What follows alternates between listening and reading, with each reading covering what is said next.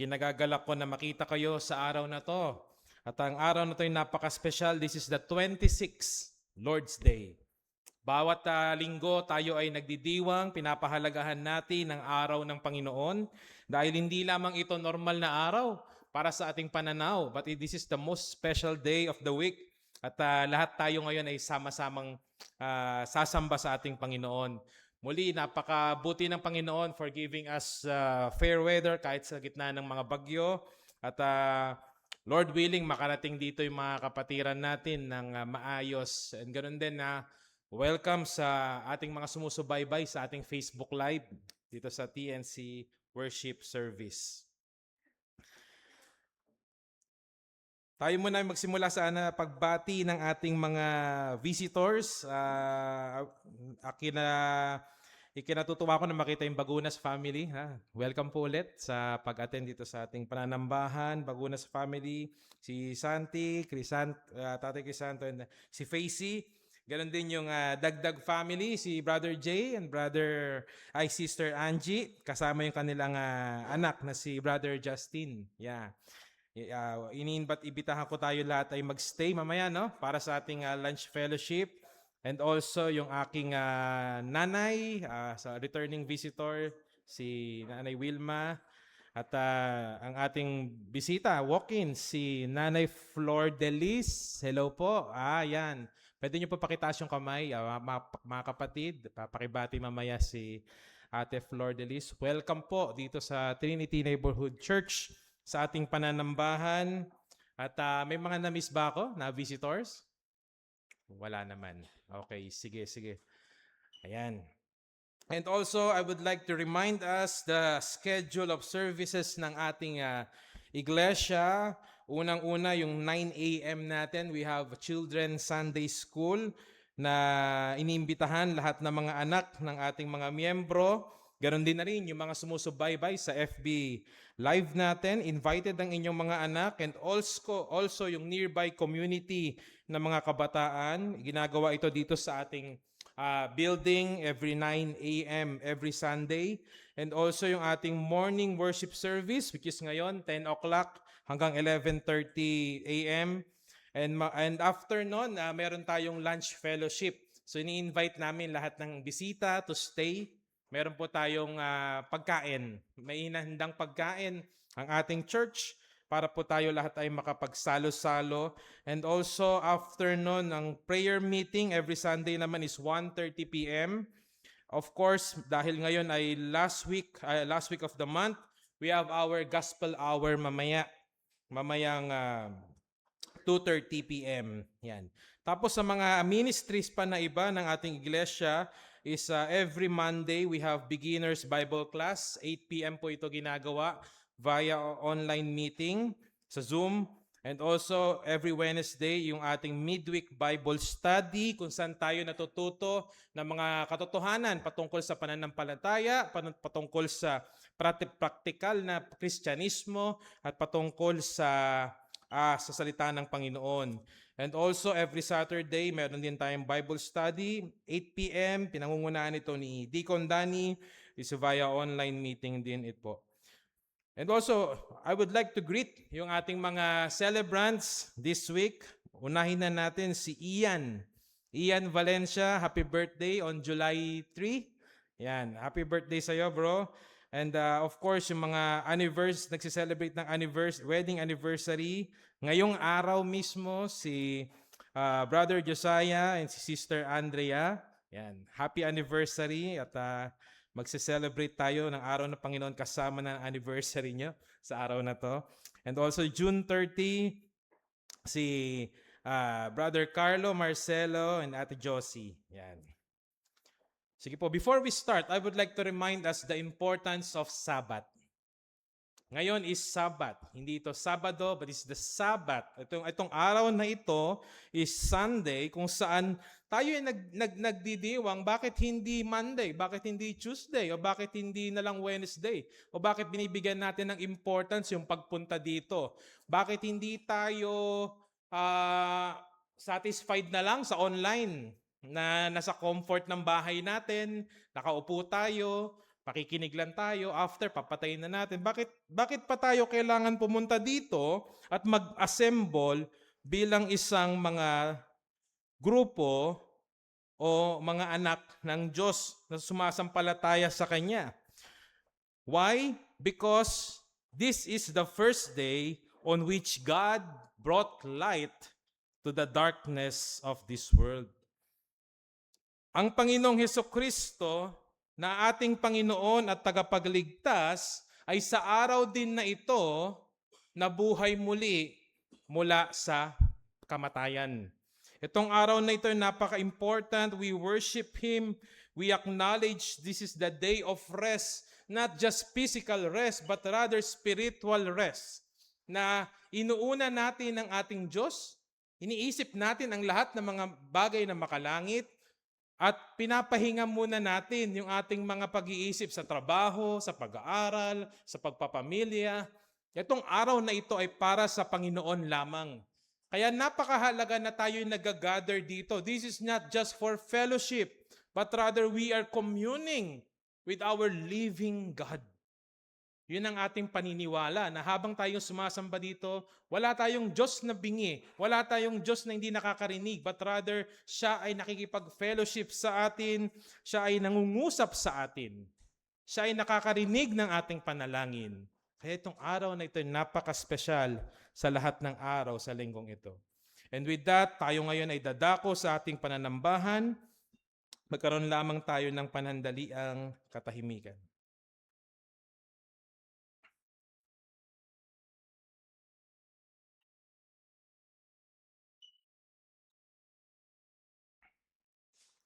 Bilang pagtawag sa pananambahan sa umagang ito, ako ngayon ay dadako sa libro ng Psalm 34 o Awit 34 verse 1 to 3 at ito ang sinasabi dito sa salita ng Panginoon. Psalm chapter 34 verse 1, pupurihin ko ang Panginoon sa lahat ng panahon. Ang pagpuri sa Kanya ay sa aking bibig ng patuloy. Nagmamapuri sa Panginoon ang aking kaluluwa. Marinig nawa ng mapagpakumbaba at magsaya. O kasama kong dakilain ninyo ang Panginoon at magkasama nating itaas ang Kanyang pangalan. Itong ating narinig, ito ay pagtawag sa pananambahan. Ang kinakausap dito is the people of God. Itong mga people of God or tayo na nakaranas ng biyaya ng Diyos, na tayo na namumuhay sa katuwiran in righteousness, na tayo na ina-acknowledge natin na tayo ay makasalanan at tayo ay nagre-repent. Tinatawag tayo upang sumamba. Itaas ang ngalan ng Diyos. Itaas ang ngalan ng Diyos, the name above every other name, and that is the Lord Jesus Christ. Ito ang sinasabi ng psalmist na ito, na napakabuti ng Panginoon at nararapat lamang na dapat natin siyang sambahin. And with that, sa ating unang himnong aawitin, makikita natin na even the foundations of the earth, yung mga earthquake na akala natin dilubyo, yung mga panginginig ng sahig ay normal lamang when the voice of its maker started to speak. Ganoon na lamang kapangyarihan ng Diyos that even the angels bow down in worship and adoration. Itong mga anghel na mga kapangyarihan, they bow down. Tinatakpan nila ang kanilang mata sa kanilang pagharap sa Diyos. Kung paano sinabi ng prophet Isaiah, banal, banal, banal, holy, holy, holy. Yun na lamang ang makikita natin kung gaano kabanal ang Diyos. At dapat natin siyang itaas sa ating kalagitnaan at sambahin siya. Tayo po lahat ay tumayo upang sa pag-awit ng una nating himnong Holy, Holy, Holy.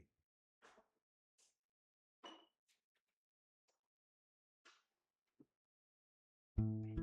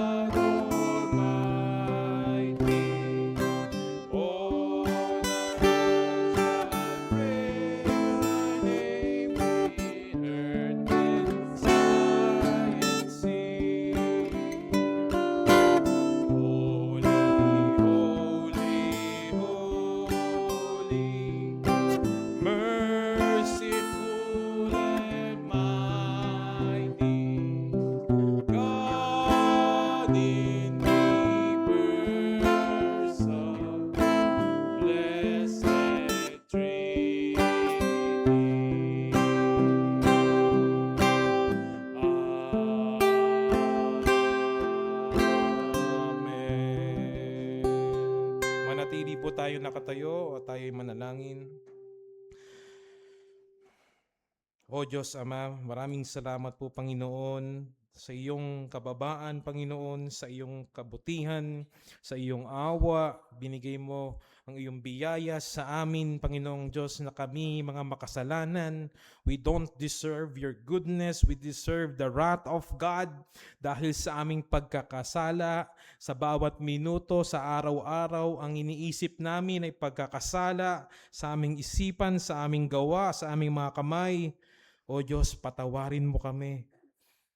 At Lord, inaangat namin ang iyong pangalan na ikaw ay banal. Malayo ka sa amin, Panginoon.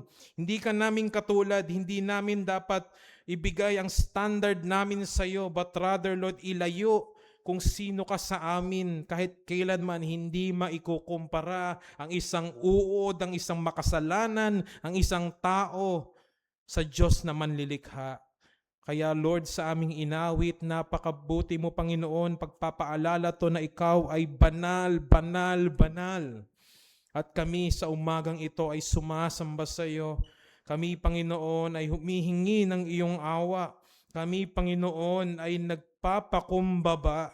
At kahit kailanman sa kabila ng aming mga pag-aaral, sa kabila ng aming katalinuhan, akala namin ay sapat na, hindi namin maaarok kung sino ka. Hindi namin maaaro kung gaano kataas ang iyong kabanalan. Kaya, O Diyos, nawa sa umagang ito, bigyan mo kami, Lord, ng pagpapakumbaba ng aming mga puso, nang kami ay makasamba ng may tunay at tapat, O Diyos, sa Diyos na banal at buhay. Lord, thank you, Lord, for this morning we're able to worship you. Thank you for giving us life. Thank you for this second chance of calling to your name na kami ay maligtas. Thank you, Father. We pray in the name of your Son, Jesus Christ. Amen. Tayo po lahat ay makakaupo na. Sa ating susunod na aawitin, it shows that yes, God is holy and pure. Ngayon, ang question, paano makakalapit ang isang defiled sinner? Tayo yon. Walang perpekto dito. Paano ka makakalapit sa Diyos?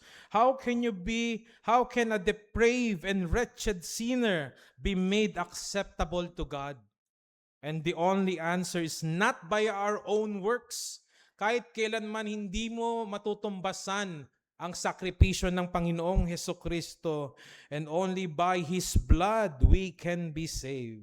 So the answer is only through the sacrifice and the blood of the Son of God Himself, the Lord Jesus Christ. Awitin natin ang hymnong Nothing But the Blood of Jesus.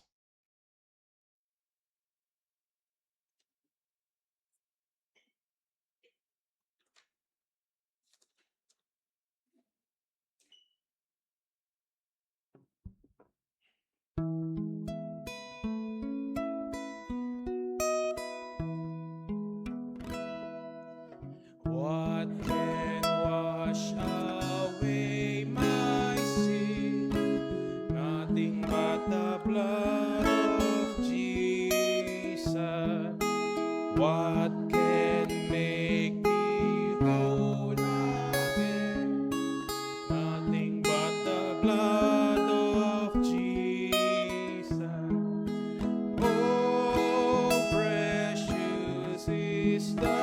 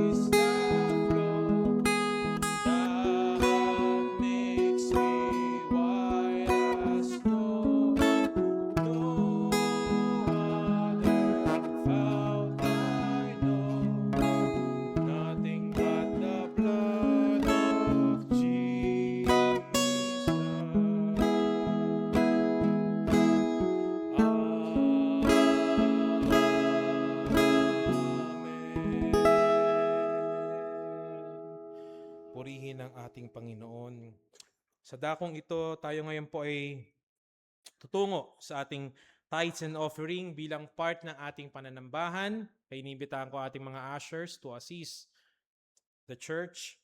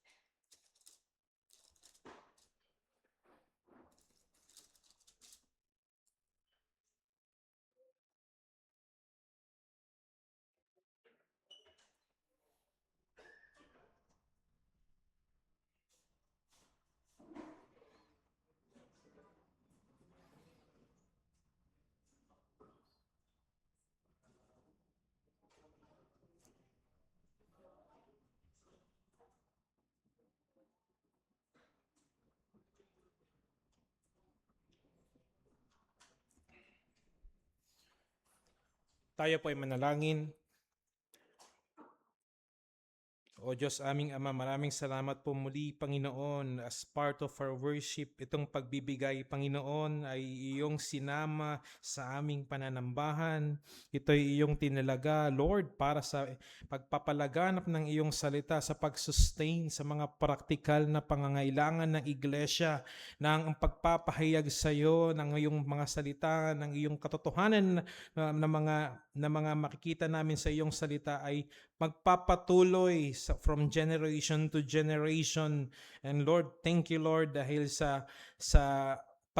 dahil sa act of worship na ito ay nagkakaroon kami ng humilities even in our possessions, in our finances, in our own strength, Panginoon. In this act of worship, we are reminded that all of our strength, all of our knowledge comes from you. All opportunity comes from you. Yung aming araw-araw na kinakain, yung araw-araw naming ginagawa, Lord, is all these things comes from you. And Lord, salamat Panginoon dahil sa iyong awa, hinahawakan mo ang pag-ikot ng mundo sa araw-araw, yung aming manghangin na hinihinga, yung aming buhay na iniingatan, Lord, ay iyong patuloy na pinagkakaloob sa amin. Muli, salamat Lord, nawa ang lahat ng mga kaloob na ito ay magamit para sa kaluwalhatian ng iyong pangalan, sa pagpapalaganap ng ebanghelismo at ng katotohanan na patungkol sa iyong anak na si Kristo. Thank you, Father, for all these things. We pray in the name of your Son, Jesus Christ. Amen. Tayo ay dadako sa ating scripture reading. At tatawagin ko po ang ating scripture reader, si Kuya Man.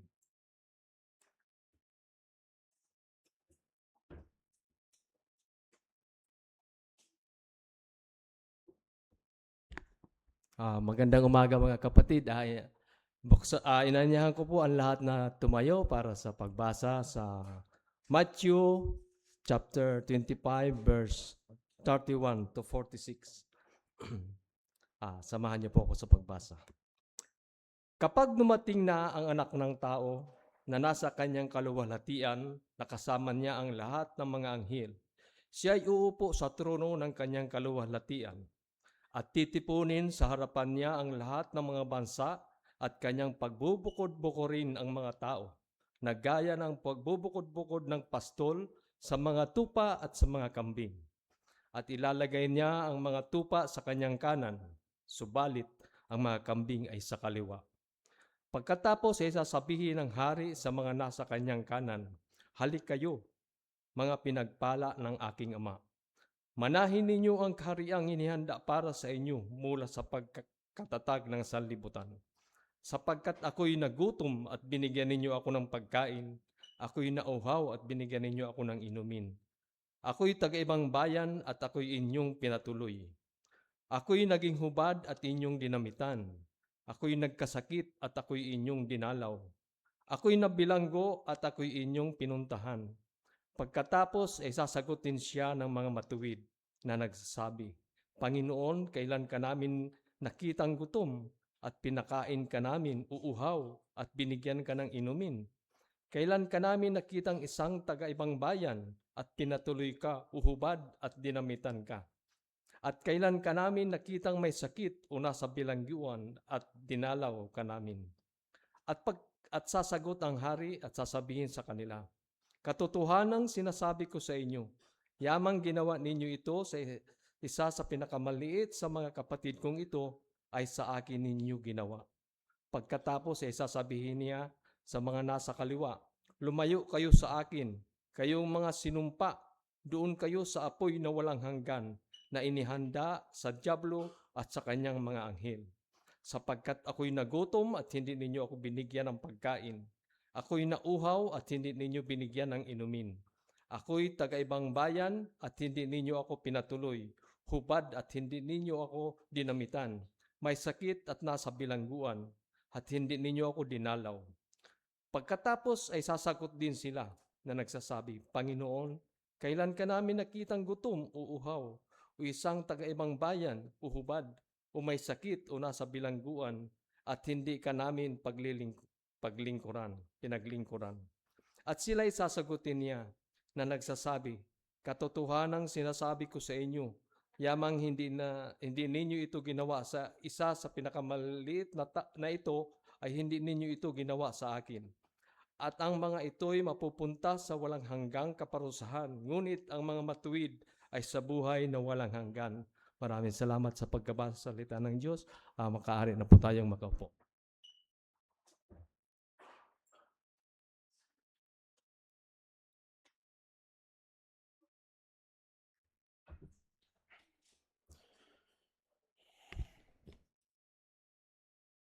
Salamat po, Kuya Manny, sa pagbasa ng salita ng Panginoon.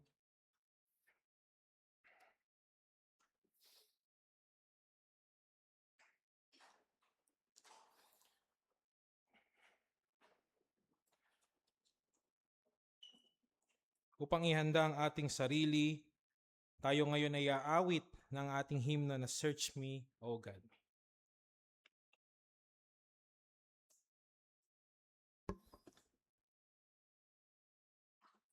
Ito'y pagpapaalala that as we prepare our hearts for the listening of the Word of God, we invite the Holy Spirit's work, or the generating work, para tayo ay makarespond.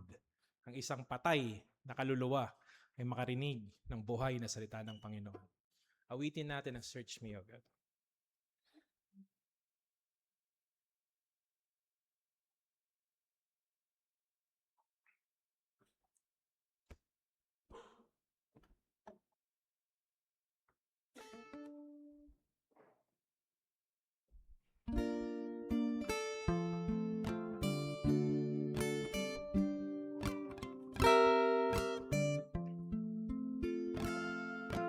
Search me,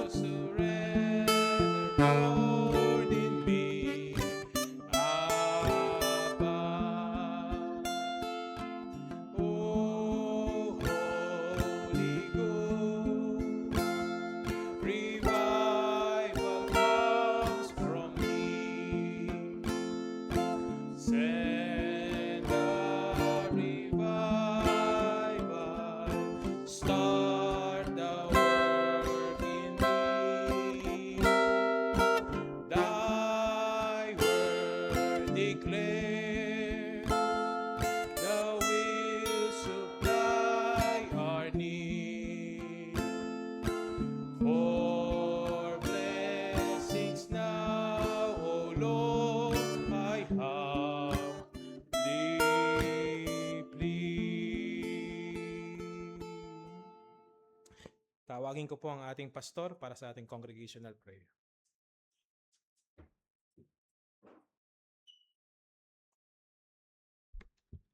Tayo po'y dumako sa ating pangkahalatang panalangin.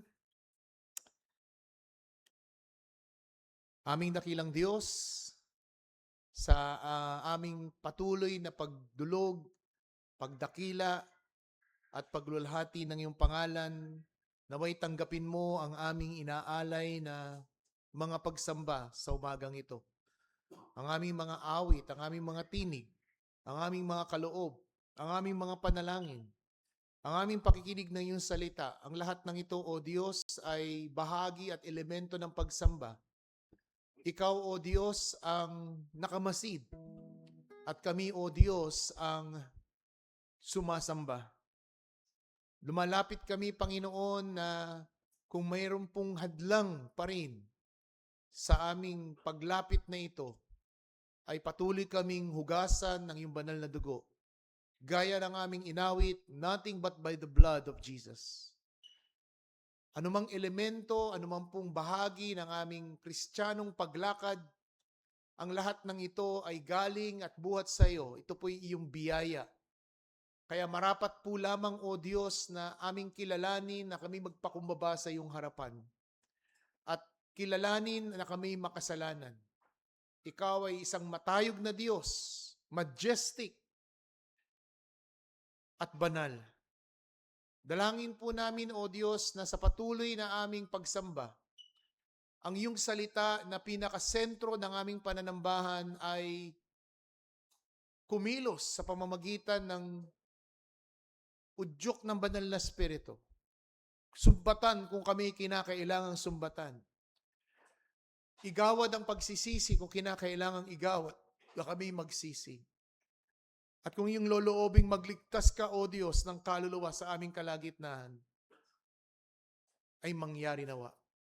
Tinataas namin sa iyo, O Diyos, maging ang aming mga viewers, ang aming mga regular viewers, mga naaabot ng technology ito, O Diyos, makinabang din ang kanilang kaluluwa. Lakip ang aming mga regular viewers, O Diyos. Ang aming mga viewers na elderly, sila Tatay Erning, sila Nanay Lydia, si Papa Roman, ang aking ama, at ang iba pa, O Diyos, na naaabot ng ministeryo ng pangangaral ng iyong salita. Naway patuloy kang mangusap, pagtibayin, palakasin sila, O Diyos, sa gitna ng kanilang health frailty, sa gitna ng kanilang mga kondisyong kalagayang pisikal. Tunay nawa ang iyong salita ang maging kaaliwan ng aming kaluluwa, pagkain ng aming kaluluwa. Dalangin din po namin, O Diyos, ang aming mga bisita sa umagang ito, ang aming mga viewers, ang aming walk-in, ang aming mga regular attenders. Nawa, Panginoong Diyos, ay tunay na mangusap ka sa kalagayan at kondisyon ng kanilang mga kaluluwa. At makita nila, O Diyos, at magningning si Kristo sa kanilang mga buhay. Tinataas din po namin, O Diyos, ang gawain mamayang hapon, ang aming pong patuloy na pangunahing ministry of evangelism to promote the Word of God, to promote the gospel, the expansion of your kingdom, ang aming Gospel Hour Sunday, O Diyos. Ang aming mga inanyayahan, ang aming mga inimbitahan, ang aming mga pinanalangin.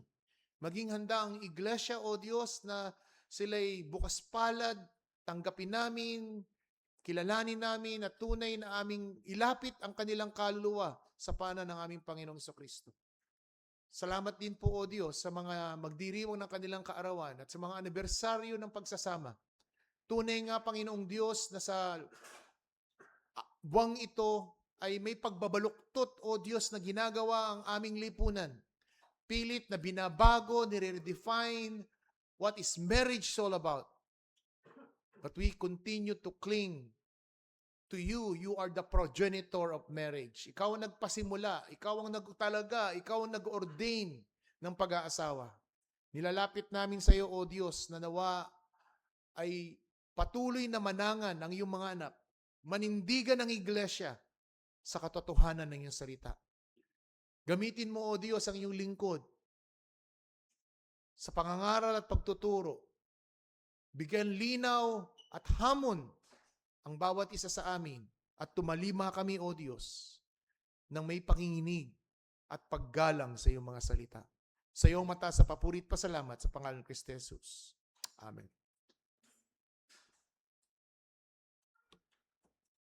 Salamat po, Pastor. Para sa pagbasa ng ating sermon text, nang gagamitin ng ating tagapagpahayag sa umagang ito, I invite you all to open your Bibles to Ezekiel chapter 8. Ezekiel chapter 8.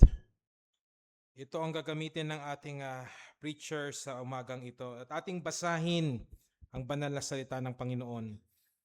Ezekiel chapter 8 verse 1. Nang ikalimang araw ng ika-anim na buwan, ng ika-anim na taon, samantalang ako'y nakaupo sa aking bahay, kasama ang matatanda ng Juda na nakaupo sa harapan ko, ang kamay ng Panginoong Diyos ay dumating sa akin doon. Tumingin ako at narito may isang anyo na parang tao. Mula sa anyong parang kanyang mga balakang at pababa ay apoy. At mula sa kanyang mga balakang at paitaas ay parang anyo ng kakinangan na parang tansong kumikinang. Kanyang inilabas ang anyo ng isang kamay at hinawakan ako sa buhok ng aking ulo. Itinaas ako ng espiritu sa pagitan ng lupa at ng langit at dinila ako sa pangitain na mula sa Diyos sa Jerusalem, sa pasukan ng pintuan ng bulwagan sa loob na nakaharap sa dakong hilaga, na kinaroroonan ng upuan ng larawan ng panibugho na nagbunsod sa paninibugho. Verse 4. At narito ang kaluwalhatian ng Diyos ng Israel ay naroon, gaya ng anyo na aking nakita sa kapatagan. Pagkatapos ay sinabi niya sa akin, Anak ng tao, itingin mo ang iyong mga mata sa dakong hilaga. Sa gayoy tumingin ako sa dakong hilaga at naroon sa dakong hilaga ng pintuan ng dambana sa pasukan itong larawan ng panibugho. Verse 6. Sinabi niya sa akin, Anak ng tao, nakikita mo ba ang kanilang ginagawa? Ang malaking kasuklam-suklam na ginagawa dito ng sambahayan ni Israel, upang ako'y palayasin sa aking santuaryo, ngunit makakakita ka pa ng higit na malalaking kasuklam-suklam. Verse 7. Dinala niya ako sa pintuan ng bulwagan, at nang ako'y tumingin, narito, may isang butas sa pader. Sinabi niya sa akin, Anak ng tao, humukay ka sa pader. At nang ako'y humukay sa pader at narito, isang pintuan. Verse 9. Sinabi niya sa akin, Ikaw ay pumasok at tingnan mo ang masasamang kasuklam-suklam na kanilang ginagawa rito. Sa gayoy pumasok ako at tumingin. Doon ay nakaukit sa pader sa palibot ang bawat anyo ng umuusad na mga bagay, kasuklam-suklam na mga hayop at lahat ng mga Diyos-Diyosan ng sambahayan ni Israel. Verse 11. Nakatayo sa harapan nila ang 70 lalaki na matatanda ng sambahayan ni Israel, at sa gitna nila ay nakatayo si Jaazayas na anak ni Safan. Bawat isa ay may kanyang sinunugan ng insenso sa kanyang kamay, at ang amoy ng usok ng insenso ay pumailang-ilang. Verse 12. Nang magkagayoy, sinabi niya sa akin, Anak ng tao, nakikita mo ba kung anong ginagawa sa dilim ng matatanda ng sambahayan ni Israel? Bawat isa sa kanila ay silid ng mga larawan, sapagkat kanilang sinasabi, hindi tayo nakikita ng Panginoon.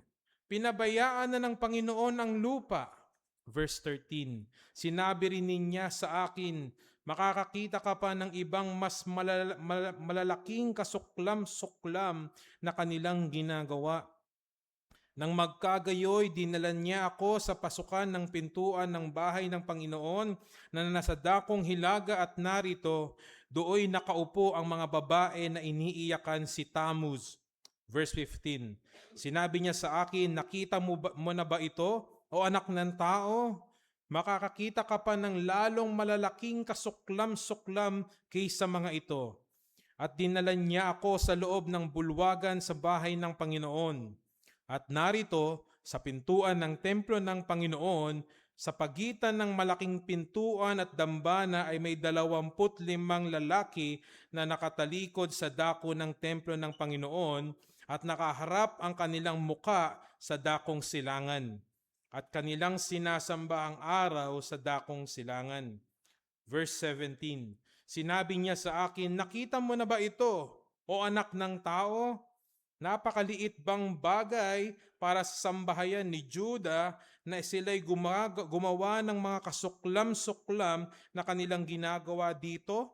Na kanilang pinupuno ng karahasan ang lupa at ibinubunsod pa nila ako sa higit na pagkakagalit? Tingnan mo, kanilang inilalagay ang sanga sa kanilang ilong. Verse 18, kaya't ako'y tunay na makikitungo na may puot. Ang aking mata ay hindi magpapatawad, ang mahabag man ako. Bagaman sila'y manangis sa aking pandinig ng malakas na tinig, hindi ko sila papakinggan. Ito ang banal na salita ng Panginoon. Tawagin ko po ang ating preacher, si Deacon Danny.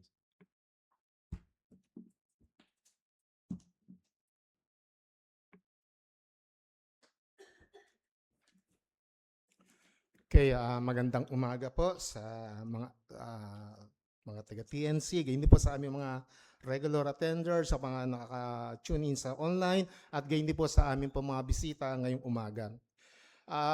June, month of June, isang a few years na way back, isang skandal ang tunay nga po na nagpagulo sa buong bansang Pilipinas. At ang skandal na ito ay ang Hello Garci tape. At dito po pinakita na mayroon pong isang politiko na tumawag sa nooy isang tagapamahala ng COMELEC at tinatanong, ano na ang sigurado na ba ang aking 1 million na boto? No, then ito po ay na-intercept o sa hindi malamang dahilan ay nasabat o nakuha ng ilang tao at ito ay isinapubliko. Well, dito po sa ating binasa na teksto, sinasabi po ni Ezekiel o pinahayag ng Diyos kay Ezekiel, may mga lihim na ginagawa ang mga leader ng Juda, ang mga religious leader ng Juda, pero ang mga bagay na ito ay ito ay hindi nalilihim. Kagaya po nung nangyari nga nung eleksyon na iyon, ang lihim ng ilang politiko ay naibunyag. Kaya dito po makita natin at isang babala ito sa lahat po ng ginagawa natin ay kailanman hindi natin ito matatago sa harapan ng Diyos. Tayo po ay manalangin. Ama naming Diyos, tunay nga po na sa umagang to, muli kami po ay nagsusumamo ng iyong banal na Espiritu Santo ay ipadala sa aming kalagitnaan at siya ang tumulong. May He illuminate to us, Lord, your word. At tunay nga po na ito ay kumilos sa aming mga puso't isipan, sa aming pong pangkalhatang pangangatawan.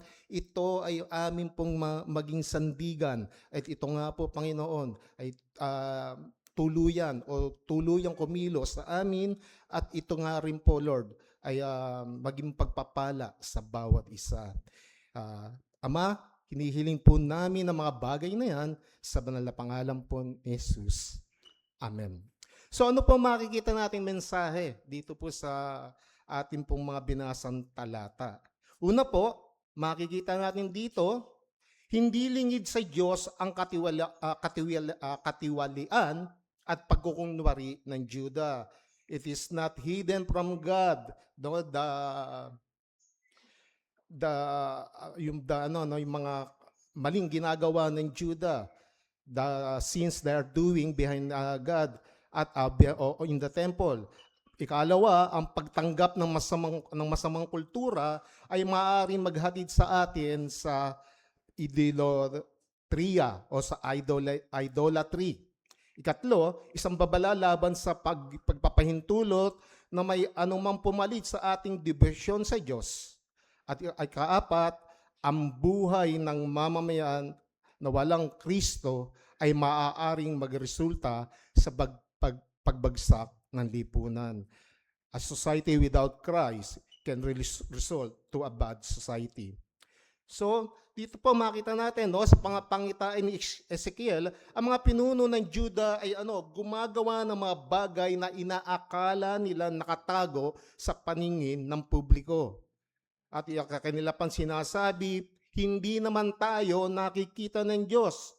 At sa atin bilang aplikasyon nito, makikita po natin dito, pinapakita sa atin ang katotohanan na mga institusyon, organisasyon, pamahalaan, mga grupong pangreliyon at mga mananampalataya ay maaari palang mamuhay ng may dalawang uri o ng may dual standard. Iba ang kanilang pinapakita sa publiko at iba ang kanilang pamumuhay sa pribado. So sa message number 1 o unang mensahe, ang katiwalaan at pagkukunwari ng Juda ay hindi lingid sa Diyos. Makita po natin yan sa verse 1 to 6. No? So itong mensahe mong ito pinapakita nito sa atin na mga gawaing ginagawa ng lihim ay kailanman hindi ito tunay na naitatago sa ating Diyos. Maging sa pananaw ng mga pananampalataya o ethics o hinihikayat tayo ng talatang ito na suriin ang ating integridad kahit walang ibang nakakakita. Ito'y bunga sa espiritual na buhay ng lipi ng Juda. No? Sinasabi ng kanilang mga leader at sinasabi nila, hindi tayo nakikita ng mga tao o hindi sila nakikita ng mga tao, pero hindi rin ito lingid sa harapan ng ating Panginoon Diyos. Ang paglayo ni Jehovah, ito ay isang senyales na ang mga taong to, sila ay gumagawa ng kasalanang relihiyon at ginagawa pa nila mismo sa loob ng templo. So ito pong hamon sa atin ito. Isa ka bang tunay na mananampalataya sa loob at labas ng iglesia? Kristiyano ka ba sa loob ng 7 araw? O Kristiyano ka lamang isang beses, isang linggo? Pag andito ka ngayon sa panambahan, ikaw ay Kristiyano. At paglabas mo dito ay katulad ka na ng mga leader ng Juda, katulad ka na ng mga ilan niyang mga kinikilalang religious leaders na sumasamba sa Diyos-Diyosan. Kristiyano ka pa rin ba pagkasama mo ang mga hindi mananampalataya? Anong ibig sabihin natin ito? Nakikita ba ng ibang tao ang kaibahan ng pamumuhay mo sa kanilang uri ng pamumuhay? Nakikita ba ng mga tao na ikaw ay kakaiba sa kanila at hindi kanila kaisa sa kanilang paniniwala? Last night, ito ang pinagbigay diinan. Dapat kung ikaw ay isang tunay na mananampalataya, dapat nakikita sa iyong salita, sa iyong gawa at sa uri ng pamumuhay mo. Ikaw ba ay gumagawa ng mga bagay na madaling ma-identify o madaling masabi ng mga tao na hindi mananampalataya, bakit kakaiba ang buhay ng taong ito? O kagaya ka rin nila na madaling mahulog sa anumang uri ng tukso? Ito po, hinahamon tayo ng talatang ito ni Ezekiel na sinasabi, dapat kung ikaw ay isang mananampalataya, ito ay nakikita sa pamumuhay mo. Hindi ka katulad ng mga religious leaders ng Juda na sa kanilang pamumuhay, sila ay namumuhay na may dalawang uri. Pag sila'y nasa templo, they are pretending o sila'y nagbabalat kayo na sila ay sumasamba kay Yahweh.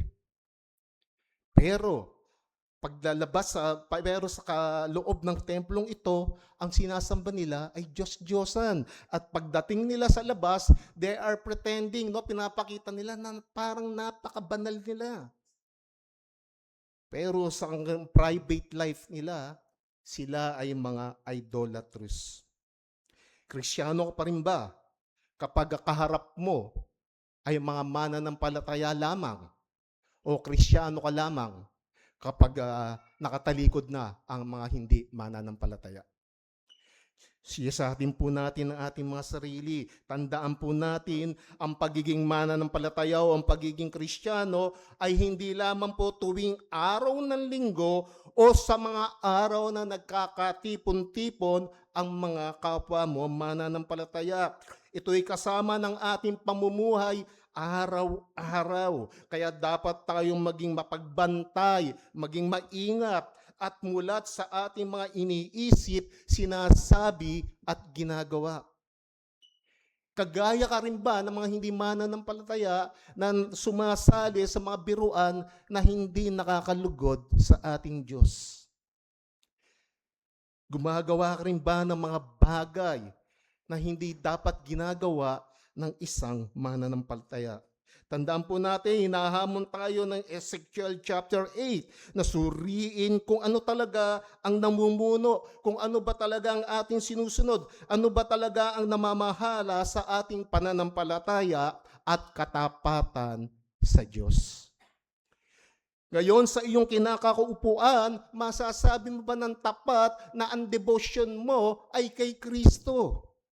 Ang iyong devotion ay sa Panginoon Diyos patungo sa kabanalan. O sa upuan mo ngayon, hanggang ngayon, ay hindi ka sigurado kung sino ba talaga ang naghahari sa iyong buhay. Sa mga wala pa ho kay Kristo, ito po ang hamon sa inyo. Ito po ang hamon ng banal na salita ng Diyos sa bawat isang wala pa kay Kristo. Ngayon ang oras upang tiyakin mo saan ba ang iyong debosyon, saan ba ang iyong layunin o ano ang layunin mo sa buhay na ito at para saan ka nabubuhay o para kanino ka nabubuhay. Ikaw ba'y namumuhay alang-alang kay Kristo? Ikaw ba'y namumuhay para kay Kristo? O ikaw ay namumuhay para sa sarili mong kagustuhan? Siyasatin mo ang sarili mo. Siyasatin mo ang motibo mo. Ano ang dahilan? Bakit ka nabubuhay sa mundong ito? Bakit nais mo na manatiling buhay? At ito po ang magdadala sa atin sa ikalawang mensahe. Ang pagtanggap sa masamang kultura ay maaaring magtulak sa atin sa idolatry. Ipinapakita ng kabanata kung paano ang mga Israelita sa pagtanggap ng mga paniniwala at gawain mula sa mga nakapaligid na bansa sa kanila at kultura ay naakay sila sa pagsamba sa mga Diyos-Diyosan. Ang pagsamba sa mga nilikhang nasa langit, mga Diyos-Diyosan, ito po ay malamang na hindi po nag-originate sa Israel dahil kahit kailan ay hindi po sila tinuruan ni Yahweh na sumamba sa mga Diyos-Diyosan. Ang pagsamba sa mga nilikhang nasa langit o mga idols ay malamang po natutunan ng Israel mula sa Assyria at Babylonia, mula sa mga nakapaligid na bansa sa kanila. Kaya nga po itong babala sa atin, kapag ang maling kultura, ang maling pananaw ay ating pong niyakap, ating pong hinayaan na mamuhay sa ating mga puso, ito po ay magdadala sa atin ng pagkalayo kay Yahweh. Ang paglagana po no sa Israel ng mga ganitong uri ng pagsamba, ito po ay ano? Ito po ay may impluensya, mayroong udyok, mayroong pamumuno o may halimbawa ng kanilang mga hari ng panahon na iyon. Ito po ay dulot ng mga impluensyang pampolitika kaysa sa mga impluensyang pangrelihiyon. Dito po makita natin na may kinalaman rin ang isang namumuno sa isang bansa o isang community o barangay na kung ang kanya pong halimbawa ay isang halimbawa na tunay nga po na hindi makakaglorify o hindi magbibigay lugod sa Panginoon Diyos, gagayahin siya ng kanyang mga nasasakupan. Kagaya po sa tahanan, kapag ang mga magulang po ay hindi nagpapakita ng tamang pag-uugali, ng tamang pagsunod sa Biblia o kay Kristo, asahan niyo po na ang kanyang mga anak ay gayon din. Di ba mapapansin niyo po sa ating pong mga kapitbahay, ako po minsan ay nalulungkot, no? 3 years old na bata o below 3 years old, tuturo ang magmura. At pag nakapagmura yung bata, tuwan-tuwa yung magulang. Sabi, kita mo sabi nga numura ka na ng anak ko. Pinagmamalaki niya pa ang maling pag-uugali o maling asal na itinuro niya sa kanyang anak. Well, sa isip-isip ko, kung panahon lang ng Old Testament, binagsakan na kita ng bato sa isip ko dahil hindi ko ma-take, hindi ko matanggap na ang ituturo mo sa anak mo ay mali. Di ba? Maling pag-uugali, isang masamang uri ng pag-uugali. Although hindi natin talaga masasabi na dapat lahat ng ama ay gumagawa ng mabuti dahil wala nga silang Kristo sa buhay nila, pero magkagayon pa man, dapat alam niya ang tama sa mali. Alam niyang mali ang pagmumura, pero ito'y tinuturo niya sa kanyang anak. Sa Ezekiel chapter 8 verse 10, kaya pumasok ako at nakita kong nakaukit sa buong pader ang lahat ng uri ng hayop. Ito po yung mga sinasamba na Diyos ng mga Israelita at ito po ay galing sa ibang bansa. Hayop na gumagapang, mga hayop na itinuring na marumi at lahat ng mga Diyos-Diyosan ng Israel. Verse 12, sinabi sa akin ng Diyos, anak ng tao, nakita mo ba kung ano ang lihim na ginagawa ng mga tagapamahala ng Israel? Ito po yung mga political leaders. Ang bawat isa sa kanila ay nasa silid ng kanyang Diyos-Diyosan. May kanya-kanya silang kwarto para sumamba sa kanilang mga idols. Sinasabi nilang hindi na nakatingin sa kanila ang Panginoon at tinakwil na niya ang Israel. Ito po ang dahilan nila. Hindi na po daw nakatingin ng Diyos sa kanila. Bakit? Kasi raw itinakwil na ang Israel. At iyon po ang pagkakamali nila. Kailanman ang Diyos po o ang Panginoon Diyos, kailanman hindi niya iniiwasan o hindi niya tinatanggal ang kanyang mga paningin sa bawat nilikha. Pagkatapos po ito, dinala niya ako sa pintuan ng templo, verse 14. Sa hilaga at nakita ko roon ng mga babaeng nakaupo at umiiyak para sa Diyos ang si Tammuz. Then verse 16, pagkatapos dinala ako sa loob ng bakuran ng templo ng Panginoon at doon sa pintuan ng templo sa pagitan ng balkonahe at ng altar ay may 25 tao, nakatalikod sila sa templo at nakaharap sa silangan at nakayuko na sumasamba sa araw.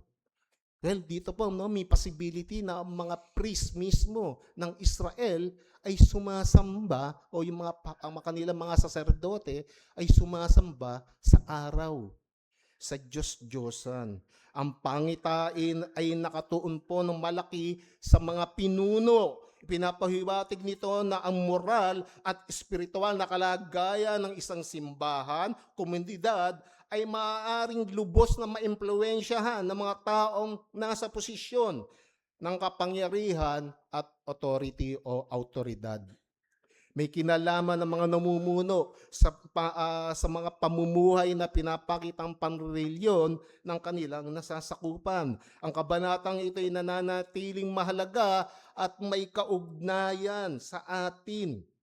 Kahit po sa makabagong panahon ngayon, ang konteksto po ng Ezekiel chapter 8, kailanman ito po ay nananatiling applicable sa atin. Ang pagsamba sa mga Diyos-Diyosan ay nagaganap mismo sa loob ng paligid ng templo. Taglay pa rin ng bayan ng Diyos ang panlabas na anyo ng relihiyon. Ngunit ang kanilang mga puso ay malayo kay Yahweh. Tayo po ba ay ganito? Ikaw ay palaging umaattend sa mga tinakdang pagtitipon ng ating iglesia. Ikaw ay laging dumadalo sa mga panambahan, ngunit ang puso mo ay malayo naman kay Kristo. Andito ka physically, pero ang isip mo ay nasaan? Ando doon sa trabaho na hindi mo natapos, ando doon sa assignment mo na kailangan mong gawin.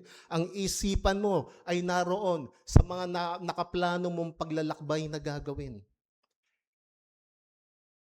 Mga kapatid, mga kaibigan, ang pagdalo po o ang panambahan, ang tunay na relihiyon ay yung relihiyon na ang sentro ay si Kristo.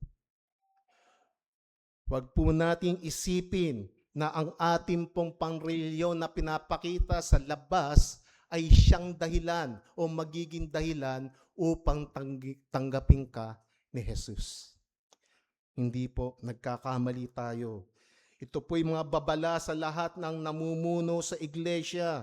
Ang Ezekiel chapter 8 na binasa natin. Marami sa mga sumasamba sa Diyos-Diyosan na nakita ni Ezekiel ay mga matatanda at pinuno ng Israel. Ang mga pinagkakatiwalaan ng espiritual na gawain ay siya pang nangunguna sa paggawa ng maling pagsamba at paglayo sa tamang pangrelihiyon na gawain. May mga post ngayon kayo makikita sa mga social media na nanghihikayat, tayo po ay lumabas sa araw ng linggo at tayo'y manalangin sa EDSA. No? Well, ang masasabi ko lamang dito, mas mahalaga po ang araw ng panambahan sa loob ng iglesia kaysa pananalangin sa labas ng iglesia doon sa EDSA. Mag-ingat po tayo sa mga ganitong mga namumuno na nagsasabi na ang Diyos ay nangusap sa kanya. Kaya gusto na raw niyang bumaba sa pwesto, kaya lang kinausap siya ng Diyos at sinabing manatili. Hindi po ako nakatiis, nireplyan ko.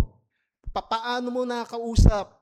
Face-to-face ba? Via voice call? Paano kayo nag-usap? Then pinakita ko sa kanya. Ang Diyos ay nangungusap sa atin sa paanong pamamaraan. Sa paanong pamamaraan. God is speaking to us through His Son and through His Word. No, hindi po narinig mo yung boses ng Diyos, sinabihan ka, diyan ka, manatili ka diyan, huwag kang bababa sa iyong posisyon. Mag-ingat po tayo sa mga ganitong tao na kine-claim nila, nakakausap nila ang Diyos at nakikita nila si Kristo. Marami po mga ganitong mga leader. No? Kaya ang babala na ito ay para sa mga pastor, yung mga matatanda sa iglesia. Ibig pong sabihin, yung matatagal na at rooted na sa foundation ng doktrina ng iglesia. Para sa mga nagtuturo, guro, ito yung mga nagtuturo ng mga Sunday school o yung mga mga pagtitipon. At higit sa lahat, ang mga magulang.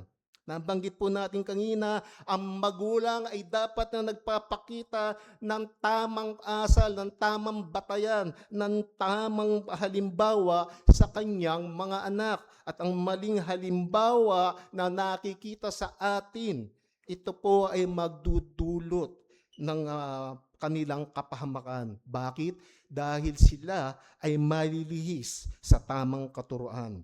Ang espiritual na pamumuno ay nangangailangan ng ng integrity o integridad at katapatan.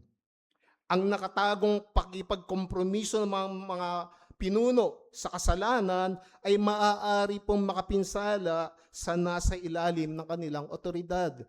No, lalo na po Lord dito sa ating iglesia, kapag ang mga leaders po natin ay nakikipag-compromise o nakikipag-kompromiso sa kasalanan, ito po ay delikado sa ating mga miyembro. Kaya dapat ang ganitong mga uri ng pakikipag-kompromiso mula leader hanggang sa pinakahuling miyembro ng iglesyang ito ay dapat na sinisiyasat ang kanyang sarili.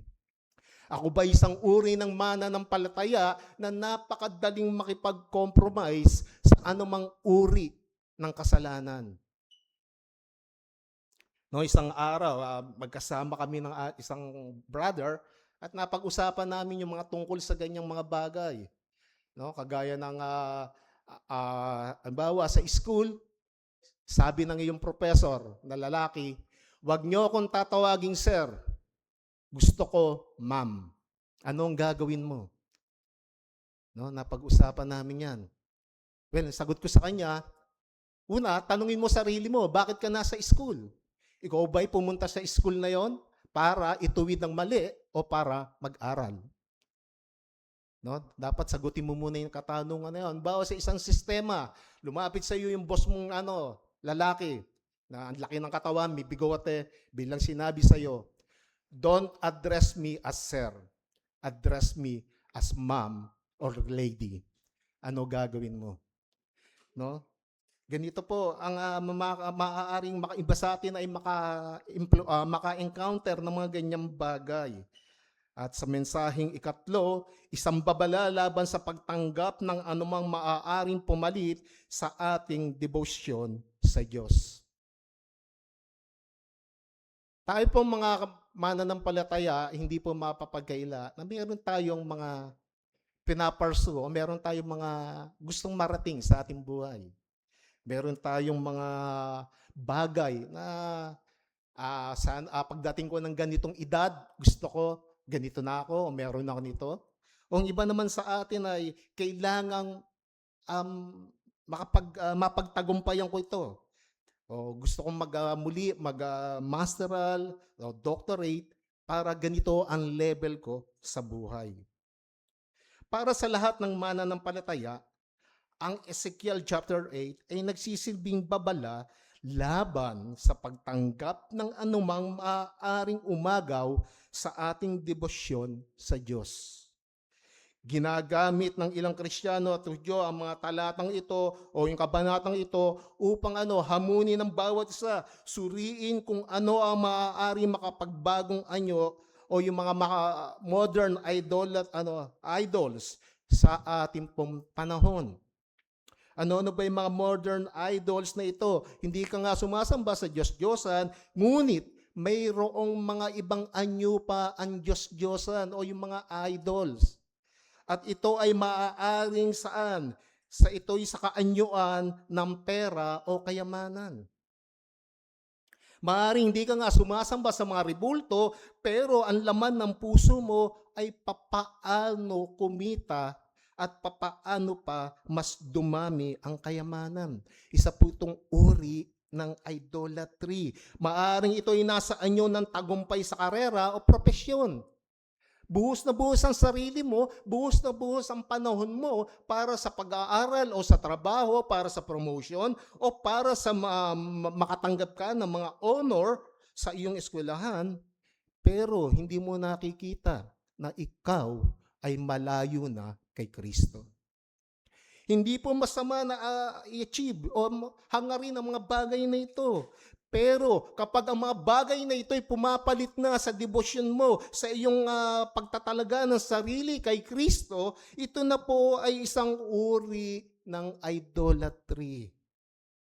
At ito po ay hindi makakabuti sa iyo. Maaring ito ay nasa anyo na makamundong kaginhawaan at luho ng mundong ito. Dahil mas gusto mo matulog pag-araw ng panambahan at dadahilan mo, napagod ako sa aking trabaho o sa aking pag-aaral, sa kanayong Diyos, sarili ko muna, magpapahinga ako.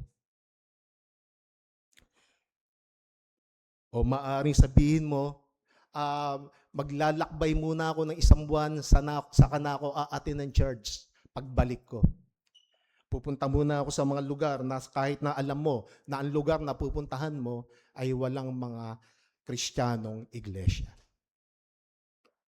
Hindi po masama at hindi po pinagbabawal sa isang mananampalataya ang hanapin ng mga ganitong bagay na makakapag-comfort sa atin, pero dapat tandaan natin, ito ba ay pansamantala mo lamang ginagawa o ito ay pumapalit na sa puso mo at tinatanggal na si Kristo. Siyasatin mo ang sarili mo.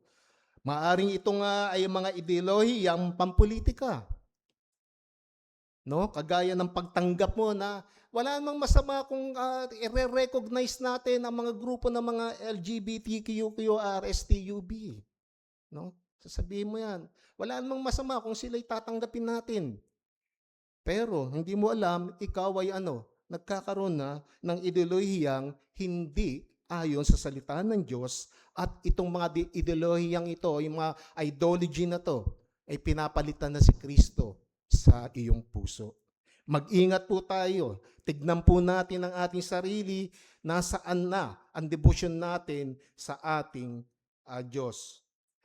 Tayo ba ay patuloy na namumuhay ng ayon sa tinuturo ng Biblia, o ang ating pamantayan ay pamantayan ng mundong ito? Kalima, maaring ito ay pamilya.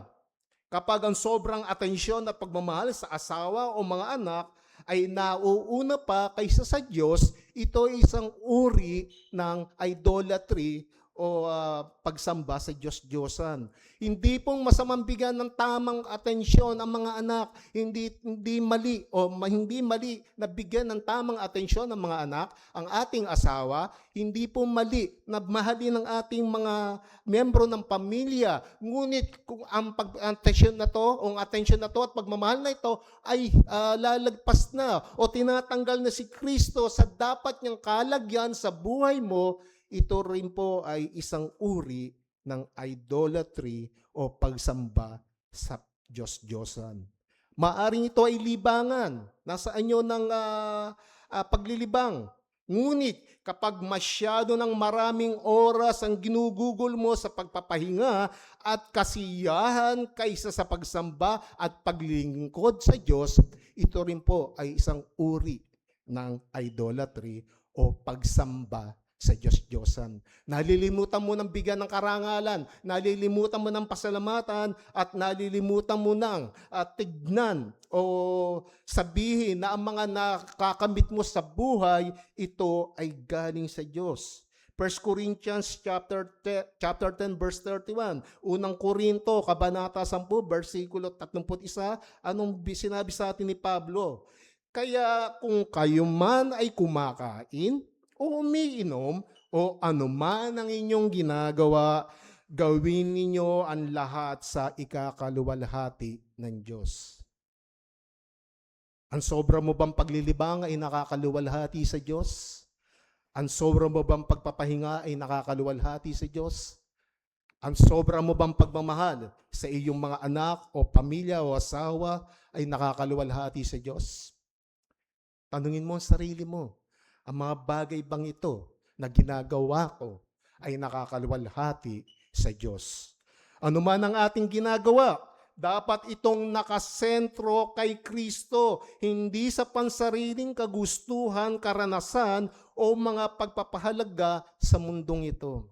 Pagpapahalaga sa mga inaalok ng mundong ito. Ano man ang ating ginagawa, sabi ni Pablo, dapat ito'y sa ikakaluwalhati ng Diyos. Dapat palagi ang tanungin ng mga Kristiyano ang kanilang sarili. Ano ba ang aking pangunahing prioridad sa buhay? Ang manglingkod ba kay Kristo o o ang habuli ng mga kalayawan at kasiyahan sa mundong ito? Yan po ang patuloy na challenge sa atin. Siyasatin natin ang ating sarili. At panghuli, ang ikaapat na mensahe, ang buhay na walang Kristo ay maaaring humantong sa pagkasira ng moralidad at lipunan. Ezekiel chapter 8, no, verses 13 to 18, nakasulat po yan. Ang mga mamamayan ng Juda ay hindi nakontento sa pagpapagalit sa Panginoon sa pamamagitan ng kanilang kasuklam-suklam na gawain. Pinunuri nila ang lupain ng karahasan. Dito makita po natin na ang resulta ng pagsamba nila sa Diyos-Diyosan, ito ay nagresulta sa kanila pong pagiging marahas, pagtanggi sa hustisya o pagkakait ng hustisya, at ang maaaring they bringing their society into chaos. Ang isang lipunang walang Kristo ay kadalasan nauuwi sa kaguluhan. Nagkakaroon ito ng hindi matatag na pamahalaan, magulong politika, at lipunang walang disiplina. Ang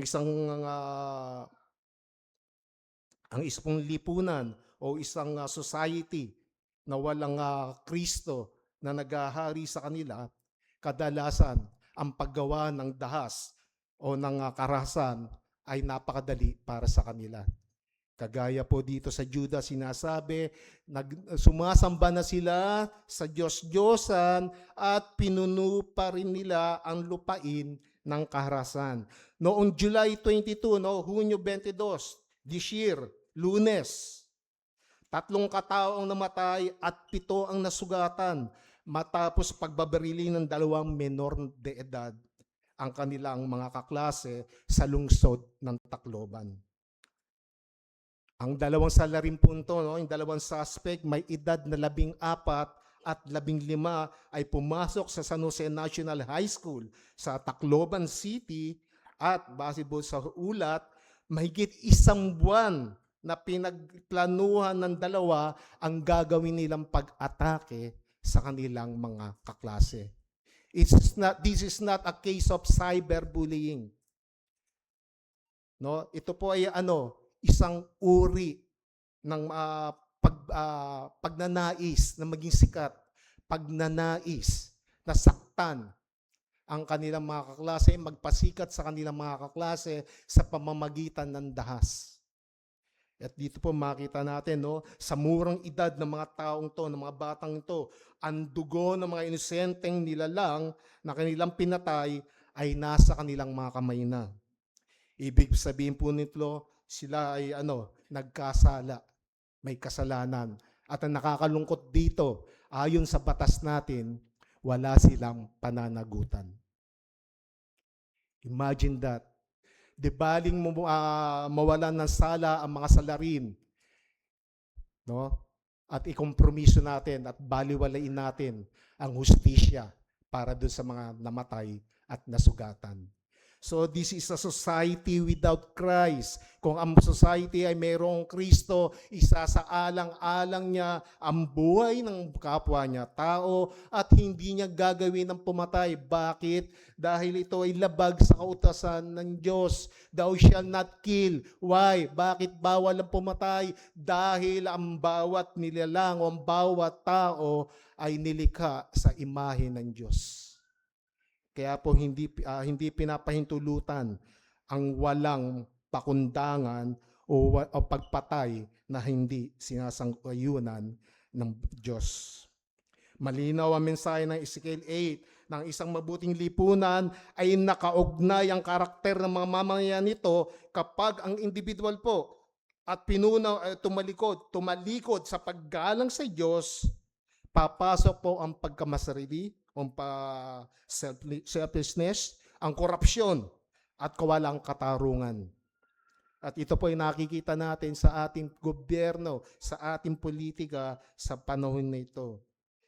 Halos lahat po ay may mga self-interest Sa kabilang banda po naman, kapag ang mga tao ay namumuhay ayon sa kautusan ng Diyos, katarungan, katotohanan, habag at katapatan ay lalong umuunlad at lalong umuusad ang magandang lipunan. So ano pong hamon muli sa atin?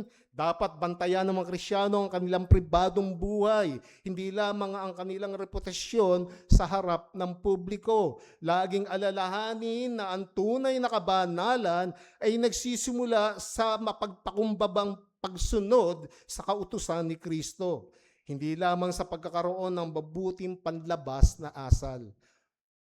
No, dapat inwardly tayo po ay nagbago. Tayo ay nakatuon kay Kristo. Atin pong alalahanin, maging mulat po tayo. Atin pong makita na ang regular na pagdalo sa simbahan o sa panambahan ay hindi garantiya ng katapatan kay Kristo. Kung tunay nating hinahangad na mamuhay ng tapat bilang mga Kristiyano, kailangang malinaw ang focus ng ating pananampalataya. Ituon po natin ito kay Kristo na nakaluklok sa kaluwalhatian niya. Posibleng umawit, manalangin, maglingkod. Ngunit, itong gayunpaman, ito'y mga Diyos-Diyosan pa rin na kinikimkim sa puso. Bakit? Dahil ang ginagawa natin ay hindi para kay Kristo. So ano mga religious activity yan? Kung yan ay hindi ginagawa para sa debosyon o tunay na debosyon sa Diyos, ito po ay pagpapakita lamang po ng pagsamba o isang uri ng idolatry. So bilang pagtatapos, ang Ezekiel chapter 8 ay nananawagan sa mga Kristiyano na suriin ang mga Diyos-Diyosan mo sa puso kung mayroon man. Magsikap sa taus-pusong pagsamba, talikuran mo ang mga lihim na kasalanan at mamuhay na may kamalayan sa nakikita ng Diyos na ang lahat ng ginagawa natin ay Kanyang nakikita. Ipinapaalala ng kabanatang ito na hindi lamang panlabas na relihiyon ang nais ng Diyos, kundi taus-pusong debosyon sa Kanya. Hindi dapat pinahintulutan ng mga mananampalatayaan ng mga uri ng kasalanan sa kanilang sariling buhay at sa loob ng iglesia. Bakit? Sapagkat ang kasalanan ay patuloy na kumikilos at umaatake. Di ba sinabi ni John Owen na mga Kristiyano ay dapat gugulin ng kanilang buhay sa aktibong pagpatay o pagsugpo sa kasalanan upang hindi ito magkaroon ng kapangyarihan sa kanyang buhay. Mga kapatid, ang isang kasalanan na hayaan mo sa buhay mo at hindi mo ito sinisikil, hindi mo ito pinapatay o pinagsisikapang patayin, ito ay makaka-impluwensya sa iyo at maaaring maglayo sa iyo sa tunay na Diyos. Ang kasalanan ay nakakapinsala pa rin sa ating pang-araw-araw na pamumuhay at pakikisama at pagiging malapit sa Diyos. Ang kasalanang hindi pinapahayag o hindi hinihingi ng pagsisisi ay maaaring magdulot ng pagkakasala, kahihiyan at pakiramdam ng espiritual na paglayo sa Diyos. Dapat po, anumang uri ng kasalanan na nagawa natin, kinakailangan ang patuloy ng pagsisisi at pag-asa sa ganap na katwiran ni Kristo. Ang patuloy at hindi pagsisisi sa kasalanan ay nagpapamanhid sa espiritual na sensibilidad at nag-aalis ng kagalakan. Tingnan niyo po ang ibang Kristiyano na mananampalataya na nakaluglok sa kanilang kasalanan. Sinasabi nila, hindi sila masaya sa kanilang pansakalukuyang kalagayan. Bakit? Dahil inalayo sila ng kasalanan kay Kristo. Subalit po sa pamamagitan ng tunay na pagsisisi na ibabalik ang malapit na pakikisama at pakikipag-ugnayan kay Kristo. No? Dahil ang kasalanan po, inilalayo kanya kay Kristo. Ngunit, ang pagsisisi sa kasalanan, ito ay naglalapit sa iyo kay Kristo. Tayo po'y manalangin. Manaming Diyos, na tunay nga po, nanawa nga po ang bawat isang mananampalataya ay makita niya na ang kanyang pamumuhay sa araw-araw ay iyo pong nakikita at anuman pong uri ng gawain na ginagawa namin, ito po ay hindi lingid sa iyo. Kaya hindi po nararapat na kami mamuhay na may dalawang uri ng pamumuhay na may pagbabalat kayo. Dapat po kami na mamuhay ayon sa iyong kalooban, ayon sa salita mo, at ayon po, Lord, sa paggabay ng banal na Espiritu. Nawa nga po, Ama, ay patuloy kang mahabag sa amin at patuloy mo kaming turuan kung paano magiging tapat at kung paano magiging mabuting tagasunod ng aming Panginoong Hesukristo. Muli, Ama, yan po yung mga samot dalangin sa banal na pangalan po ni Jesus. Amen.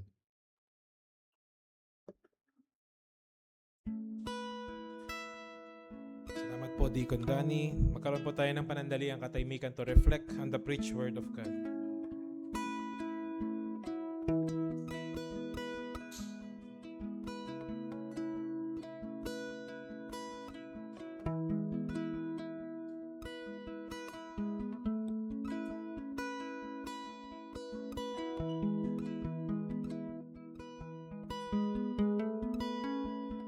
Tayo po lahat ay tumayo bilang pag-awit ng ating response sa inihayag na salita ng Panginoon. Awitin natin ang ating as a response hymn, ang hymn ng Take My Life and Let It Be.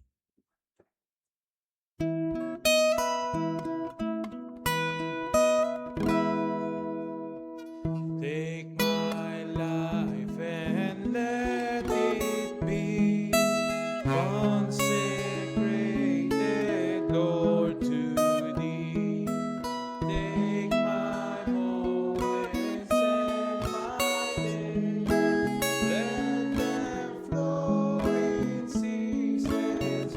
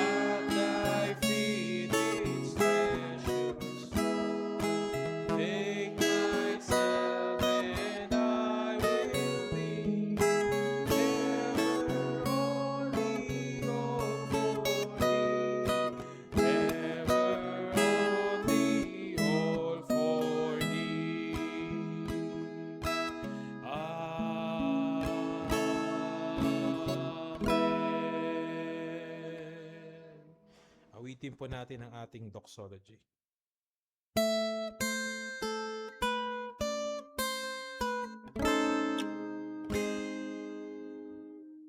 Praise God from whom all blessings flow. Praise Him, all creatures here below.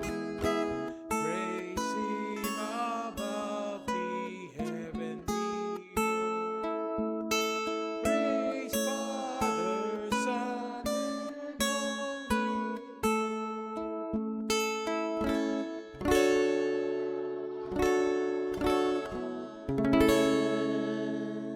Tayo po'y magbukas sa panalangin.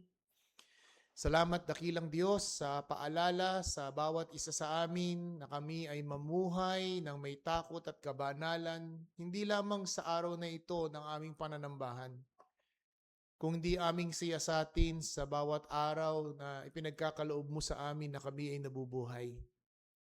Patawad, O Diyos, sa mga panahon na inaakala namin ang maaaring mga bagay na pansamantala at maliliit na bagay ay maaari pala itong pumalit at maging hadlang sa aming ugnayan sa iyo. Maging ang mga simpleng libangan, ang mga simpleng laro, maging ang pagkain, maging ang aming mga alagang hayop o mga kinagigiliwang palabas. Maaari, O Diyos, ang aming ugnayan sa aming malapit na kaibigan. Ang lahat ng ito, O Diyos, ay maaaring pumalit at magkubling Diyos-Diyosan. Nawa, Panginoon, ay tulungan mo po kami na i-discern ang mga bagay na ito na maaaring dahan-dahang maglalayo sa amin, sa iyo, sa ugnayan namin sa iyo.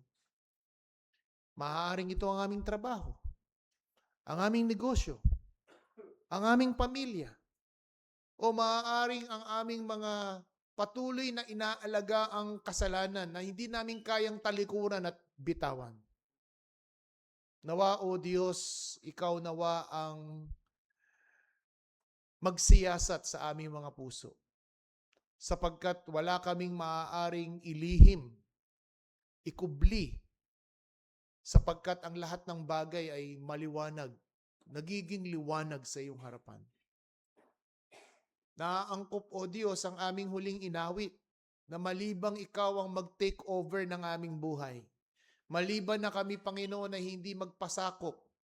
Maliban na hindi kami, Panginoon, sumunod sa iyong mga kalooban. Mapapariwara ang aming buhay. Bagkus, madadamay pa ang aming lipunan, sapagkat magiging bahagi kami at mag-aambag kami ng pamumuhay ng taliwas sa iyong kalooban at kasiraan sa aming lipunan. Tulungan mo nawa kami, O Diyos, na maalala at ipaalala ang mensaheng ito na aming babaunin sa linggong ito na aming pamumuhay. Ngayon at sa muli naming pagkikita. Siya nawa. Tayo po'y mo